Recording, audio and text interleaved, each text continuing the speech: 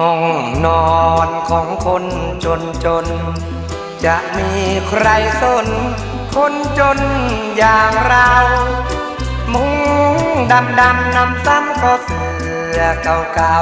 ๆสาวคนใดที่ไหนจะสนใจเราจึงต้องนอนหนาวห้องเราไม่เอาไหน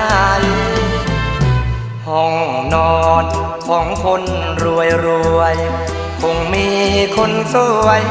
นอนซบแก้มใสห้องคนจนต้องทนซบหมอนมองไม้ปีทั้งปีไม่มีสาวมายิ้มให้ใครจะเห็นใจบ้างไหมหน้ามน